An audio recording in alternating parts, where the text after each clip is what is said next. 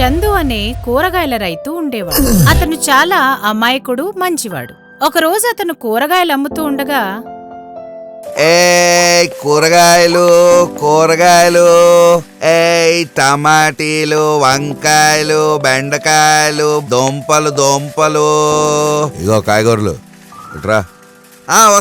వస్తున్నా. సరేగాని బెండకాయలు ఎట్లా ఇస్తున్నావు అని అడుగుతూ అతను ఒక్కొక్క బెండకాయని విరిచి కింద పడేస్తున్నాడు. బెండకాయలు కిలో 70 రూపాయలు బాబు. అయ్యో బాబోయ్, 70 రూపాయలే. సరే బీరకాయలు ఎట్లా ఇస్తున్నావు అని అనుకుంటూ అవి కూడా కింద పడేస్తూ ఉన్నాడు. అయ్యా బీరకాయలు 100 రూపాయలయ్యా. అమ్మా బాబోయ్, 100 రూపాయలే. సర్లే వదిలే. సర్లే గాని టమాటీలు ఎట్లా ఇస్తున్నావు? టమాటాలు 50 రూపాయలు కిలో బాబు. ఇవైతే తక్కువనే ఉన్నాయి, కాని వద్దులే. మా ఆవిడికి కిడ్నీలో రాళ్లున్నాయి. సరే ఇవన్నీ ఏం వద్దు గాని ఒక 5 రూపాయలు కొత్తిమీరి. సరే సేటు, కొత్తిమీరే తీసుకోండి. అలా అని చందు అక్కడి నుంచి ముందుకెళ్ళాడు. చందు అలా వెళ్లిపోగానే సుబ్బయ్య తను పడేసిన కూరగాయలన్నీ ఒక బుట్టలో సర్దుకుని ఎవరూ చూడకుండా ఇంట్లోకెళ్ళిపోయాడు. అలా ఆ పూట కూరగాయలమ్ముకుని చందు ఇంటికెళ్ళిపోయాడు. ఇంటికెళ్ళి నిద్రపోతూ ఉండగా తనకొక కలొచ్చింది. ఆ కలలో ఒక భూతం కనిపించింది. నేను రాణిని. ఒక భూతాల మాంత్రికుడు నన్ను తన మంత్రశక్తితో సీసాలో బంధించి నీ పొలం దగ్గరున్న మర్రి చెట్టు దగ్గర ఒక గొయ్యి తీసి పాతి పెట్టాడు. నన్ను విడిపించు, నేను నీకు సహాయం చేసి నీ కష్టాలన్నీ తీరుస్తాను. ఇలా అతనికి ప్రతిరోజు కలొచ్చేది. చందు మొదట్లో నమ్మేవాడు కాదు. అలా 3-4 రోజులు గడిచింది. ఒకరోజు ఉదయం చందు, అరే రోజు ఇదే కలొస్తుందేంది? నిజంగానే కష్టాలు తీరుతాయేమో. ఏమన్నా కాని గా మరిచెట్టు కాడికి పోయి తవ్వి చూస్తా. అది నిజమైందనుకో మంచిగా నా కష్టాలన్నీ పోతాయి. లేదనుకో ఇంకేముంది, ఎప్పటిలక్కనే అని అనుకుని చందు పొలం దగ్గరికి వెళ్లి చెట్టు కింద ఉన్న సీసాని బయటకి తీశాడు. సీసా తెరవగానే అందులో ఉన్న భూతం బయటకు వెళ్ళిపోయింది. అది చందుకి కనిపించలేదు.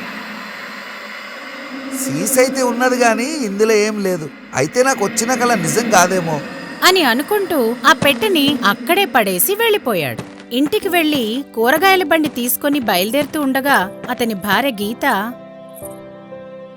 ఏ అయ్యా ఇయాల జర జల్దీరా, ఇల్లంతా బూజు పట్టింది, దుల్పాలే. జల్దీ వస్తది అని అనుకుంటూ వెళ్ళిపోయాడు. కాయగూరలమ్మా కాయగూరలు, బీరకాయలు, బెండకాయలు, వంకాయలు, దుంపలు, కాలీఫ్లవర్, క్యాబేజీ, కాయగూరలమ్మా కాయగూరలే. సుబ్బయ్య అతన్ని చూసి ఇలా అనుకున్నాడు, వస్తాడు బక్రగాడు. అతను చందుని పిలిచాడు. వస్తున్నా అని అనుకుంటూ అతని దగ్గరికెళ్ళాడు. ఏమయ్యా గిరాకీ మంచిగా అయితాందా? ఏం చెప్పంటావు సేటు, గిరాకీ అస్సలకే లేదు. ఎట్లయితది గిరాకీ? కాయగూరలు తాజాగా ఉంటే గిరాకీ అయితది అని అనుకుంటూ ఒక్కో కూరగాయ కింద పడేస్తూ ఉన్నాడు. అతనలా కింద పడేస్తూ ఉన్న ప్రతిసారి భూతం కనిపించకుండా సుబ్బయ్యని కొడుతోంది. ఏందివయ్యా కొడుతున్నావేంది? అరే నేనేడ కొట్టినా సేటు, మీరేడున్నారు, నేనేడున్నా. నువ్వు కొట్టలేదా?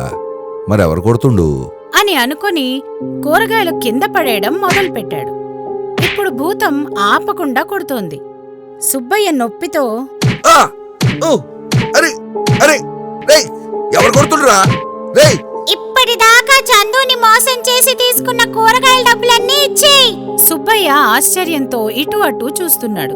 అతనికి ఎవ్వరూ కనిపించలేదు. నేనియా ఇవ్వవా అని భూతం కొడుతూనే ఉంది. ఇచ్చేతాను కొట్టకు. ఇగో చందు, ఇంతకు ముందు చాలా సార్లు నేను తాజా కాయగూరల్ని మంచిగా లేవని చెప్పి కింద పడేసి నువ్వు పోయినాక అవి తీసుకొని పోతుండే. నన్ను క్షమించు. ఇవిగో నీ పైసలు అని చెప్పి అతను చందుకి డబ్బులిచ్చాడు. పాపం చందుకి ఏం జరుగుతుందో అర్థం కాలేదు. అతను డబ్బులు తీసుకుని తిరిగి తన ఇంటికి వెళ్లిపోయాడు. వెళ్తూ ఉండగా మనసులో ఇలా అనుకున్నాడు, ఈరోజు నా పెళ్ళం బూజు దులుపునికి జల్దీ ఇంటికి రమ్మని చెప్పింది. అలా అనుకుంటూ తను ఇంటికి చేరాడు. ఇంటికెళ్లి చూసేసరికి ఇల్లంతా శుభ్రంగా ఉంది. చందు ఆశ్చర్యపోయాడు. అప్పుడు అతను ఇలా అనుకున్నాడు ఇదంతా ఎవరు సాఫ్ చేసిండ్రు? నా పిల్లమే చేస్తుంటది అని అనుకుని ఊరుకున్నాడు. రాత్రి శుభ్రంగా తిని పడుకున్నాడు. అతనికి మళ్లీ కలొచ్చింది. నన్ను ఆ సీసా నుండి విడిపించినందుకు థాంక్స్. నీ ఇల్లు శుభ్రం చేసింది, ఆ సుబ్బయ్య నుండి డబ్బులు ఇప్పించింది నేనే. అది విన్న చందు ఉలిక్కిపడి లేచి, అరే నిజంగానే ఇదంతా భూతమే చేసింది. నా కష్టాలన్నీ కూడా తీర్చింది ఆ భూతం. అలా అనుకుని తను చాలా సంతోషించి మళ్లీ నిద్రపోయాడు. చీటీ వ్యాపారం, చీటింగ్ లవర్. ఒక ఊర్లో రాము అనే చీటీ వ్యాపారం చేసే అతను ఉండేవాడు. అతనికి భాను అనే ఫ్రెండ్ ఉండేవాడు. ఇద్దరూ చాలా స్నేహంగా ఉండేవారు. రాముకి సోనీ అనే లవ్వర్ ఉంది. తనకి డబ్బాస చాలా ఎక్కువ. హే డార్లింగ్, ఇగో నా చైను పల్చగుంది, అరిగిపోయి తెగిపోయింది. ఇంట్లో ఇంకింత బంగారం కలిపి మంచిగా చేపివా? నువ్వు అడిగితే ఏమైనా చేస్తా, ఇక్కడితే అది. అబ్బా, నువ్వు ఎంత మంచోనివో. సరేగాని నీ చీటీ వ్యాపారం మంచిగా నడుస్తున్నదా? మంచిగానే నడుస్తున్నది. ఇప్పుడిప్పుడే జర పుంజుకుంటుంది. అవునా? సరే, నాకు ఆఫీస్ టైం అయితాంది, మరి నేను పోయొస్తా. సరే పో, రేపు ఇదే టైంకి ఇక్కడనే కలుద్దాం. సరే అని అక్కడ్నుంచి వెళ్ళిపోయింది. ఆమె అటు వెళ్ళగానే రాముకి భాను నుండి ఫోన్ వచ్చింది. రాము ఫోన్ లిఫ్ట్ చేసి, చెప్పురా, ఏడున్నావురా? అర్జెంట్గా బాబాయ్ టీ స్టాల్ కాడికి వచ్చేయి. సరే వస్తున్నా. ఏమ్రా గింత అర్జెంటుగా రమ్మంటివి? చెప్తా గాని గా చేతిలో ఏందిరా? గిదా నా లవర్ చేన్రా, తెగిపోయిందట, జర మంచిగా చేపిమని ఇచ్చింది. నువ్వు ఆమెను గుడ్డిగా నమ్ముతున్నావు గాని ఆమె మంచిది కాదు. డబ్బు కోసం నిన్ను వాడుకుంటాంది. ఏమ్రా, నా ప్రేమని చెడగొడదామని చూస్తున్నావా ఏంది? లే, నీకు మంచి చేద్దామని చూస్తున్నా. చల్ పోరా బై, నా తెలవదా నీకు లవర్ లేదని నా మీద ఏడుస్తున్నావు? అరే రాము, నా మాట ఇంటే బాగుపడతావు, లేదంటే గంగలో కలుస్తావు. తర్వాత నీ ఇష్టం. చెప్పినావు తీరా బై. ఒక వారం తర్వాత రాము, సోనీ కాఫీ షాప్లో కూర్చుని మాట్లాడుకుంటూ ఉన్నారు. ఏం బుజ్జి, 2 రోజులు సంధి డల్గా ఉంటున్నావు? ఇంట్లో పరేషాన్లు, ఏం చేయాలి? నాకు చెప్పొచ్చు కదా ఏందో. ఏముంటాయి, ఏ ఇంట్లోనైనా పైసల గురించే తిప్పలు. అవును, నీ దగ్గర ఎంతమంది చీటీ కడతారు? 100 మంది. నెలకి ఎంత కలెక్ట్ అవుతుంది? నెలకు 50 లక్షలు కలెక్ట్ అయితే నాకు 1 లక్ష కమిషన్ వస్తుంది. నా గురించి అందరూ చెడుగా అనుకున్నా సరే, నీ మంచి కోసం, మన భవిష్యత్తు కోసం ఒక మాట చెప్తాయిను.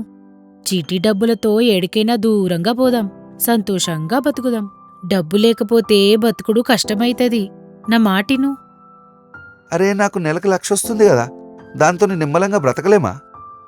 ఆ లక్షతోని నువ్వు 50 లక్షలు సంపాదించాలంటే 4 ఏళ్లు పట్టుద్ది. అట్లా కాక నేను చెప్పినట్టింటే ఒకేసారి 50 లక్షలొస్తది. అవిటితోని ఏదైనా బిజినెస్ చేసుకుని మంచిగా బతకచ్చు, సెటిల్ అయిపోవచ్చు. ఆవు, నా గురించి, నా భవిష్యత్తు గురించి మస్తు ఆలోచిస్తున్నావు నువ్వు. గట్లనే చేద్దాం తీ. ఇంకో 2 రోజుల్లో డబ్బులన్నీ కలెక్ట్ అవుతాయి. కాంగానే ఇద్దరం దూరంగా పోదాం. అయితే నేను రెడీగా ఉంటా. 2 రోజులు గడిచింది. చీటీ డబ్బులన్నీ కలెక్ట్ అయ్యాయి. డబ్బంతా సూట్ కేసుల్లో సర్దుకుంటూ ఉన్నారు. ఇద్దరూ పారిపోవడానికి రెడీ అవుతున్నారు. అరే సోనీ, నువ్వు మొన్న చేనిచ్చినావు కదా, అది షాప్లోనే ఉన్నది. పోతే పోయిందిలే. 50 లక్షలు వస్తుండగా 1 లక్ష రూపాయల చైను ఒక లెక్కనా? పోనీతి, నడు జల్ది పోదాం అని అనుకుని ఇద్దరూ ఒక కారులో వెళ్తున్నారు. సోనీ డ్రైవ్ చేస్తోంది. చాలా దూరం వెళ్ళాక సోనీ కారాపి, డిక్కీ సక్కగా పడనట్టుంది, ఒకసారి పోయి చూడు ఆగు చూస్తా అని కార్ దిగి వెనక్కి వెళ్ళాడు. అతను వెనక్కి వెళ్ళగానే సోనీ కార్ తీసుకుని వెళ్ళిపోయింది. ఏ సోనీ, ఆపు ఆపు. అప్పుడే అతని ఫోన్కి ఒక మెసేజ్ వచ్చింది. రాము, ఇక నీకు నాకు రామ్ రామ్. నువ్వు గా జనాల్ని మోసం చేసినావు, నేను నిన్ను మోసం చేసినా. చెల్లుకి చెల్లు. ఇక నా గురించి వెతక్కు. Bye bye. సోనీ కార్లో వెనకనున్న సూట్ కేస్ని ముందుకు పెట్టుకుందామని తీస్తుండగా సూట్ కేస్ బరువుగా లేదు. ఏంటా అని సూట్ కేస్ ఓపెన్ చేసి చూస్తే అందులో డబ్బుల్లేవు, ఒక చీటీ మాత్రమే ఉంది. అది చూసి సోనీ షాక్ అయింది. తను చీటీ ఓపెన్ చేసి చూసింది. నా ఫ్రెండ్ నీ గురించి చెప్తానే ఉన్నాడు, నేనే నమ్మలే. ఆ రోజు నువ్వు డబ్బులు తీసుకొని పారిపోదావన్నావు చూడు, ఆ రోజే అర్థమైంది నువ్వేందా అని. అందుకే సూట్ కేస్ మార్చేశా. ఇక నీకు నాకు నిజంగానే రామ్ రామ్. ఇన్ని రోజులు నేను గుడ్డిగా నమ్మి మోసపోయినందుకు ఆ బంగారం చేనుంది చూడు, అది పరిహారంగా తీసుకుంటున్నా. Good bye.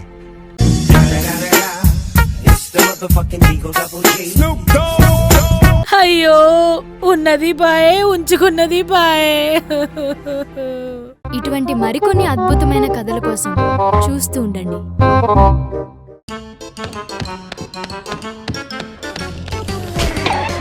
కాకా టీవీ.